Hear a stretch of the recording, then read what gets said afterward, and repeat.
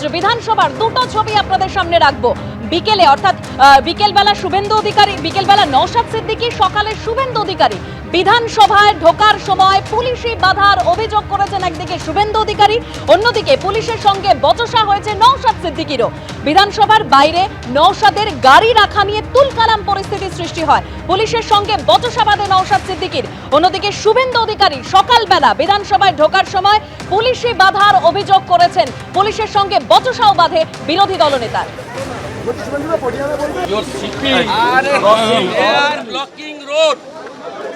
কলকাতা পুলিশের উইদাউট ইউনিফর্মে বলছে আমরা তো চিনি না, এদের আই কার্ড নেই, আই কার্ড নেই, কিছু প্লেন ক্লথ, এরা টিএমসির গুন্ডা, না কোনো রেজিস্টার্ড গুন্ডা, কোনো কমন সিটিজেন, এরা অ্যাসেম্বলি সাউথ গেট যা অপোজিশনের এমএলএ এলওপি অপোজিশন এমএলএদের জন্য পারমিসেবল তাকে ব্লক করছে, আমাদের লোকরা প্রেস করছে, সেখানে গিয়ে ব্লক করছে, আমাকে অবস্ট্রাকশন করছে। আমি এলওপি আমার জন্য allotted gate of the south gate, they are blocking me এবং অল আর প্লেন ক্লথ। এরা কোনো পার্টির ক্যাডার না কোনো গভর্নমেন্ট থেকে পাঠিয়েছে, নো আইডেন্টিটি। আমরা যে কোনো সময় এদের দ্বারা আক্রান্ত হতে পারি। আমরা সাংবিধানিক বডিতে মেম্বার, আমরা নির্বাচিত প্রতিনিধি, আমরাই আনসেফ। কি করছে দেখুন এখানে।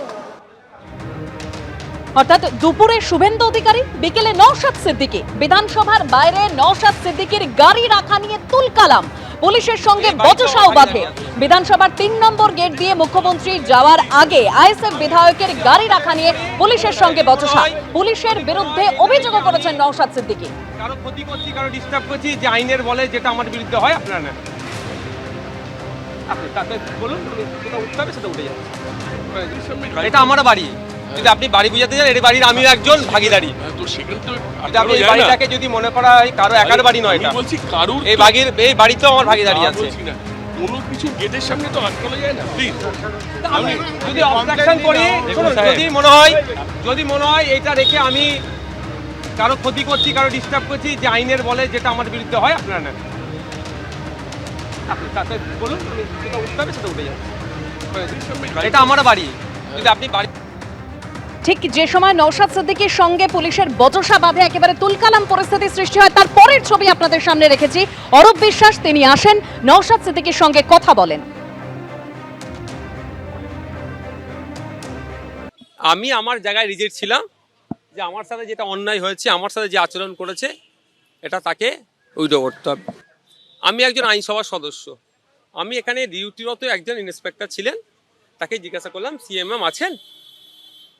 ওখানে গিয়ে বলছে প্রোটোকলের মধ্যে পড়ে না, কোন ভিআইপি কোথায় যাবে। কিন্তু এতটুকু কথা তাহলে বলতে পারতেন, যে এগুলো আমাদের বলতে নাই। তার পরিপ্রেক্ষিতে ওনার আচরণও এরকম করে উঠলেন। ও কয়েকটা কথা হলো, আমি বললাম না আপনি এরকম আচরণ করতে পারেন না আমার সাথে। উনি তখন বলছেন যান। আমি ওই জন্য গাড়িতে না উঠে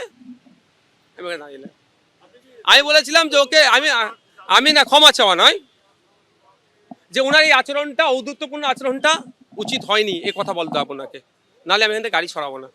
আমার উপরে এই ধরনের আচরণ করার কারণটা কি আমি যতটুকু উপলব্ধি করতে পেরেছি, আমি এখন পাবলিক ডোমেইনে কিন্তু ডিসক্লোজ করছি না, আমি কিন্তু আগামী দিনে মুখ খুলতে বাধ্য হব।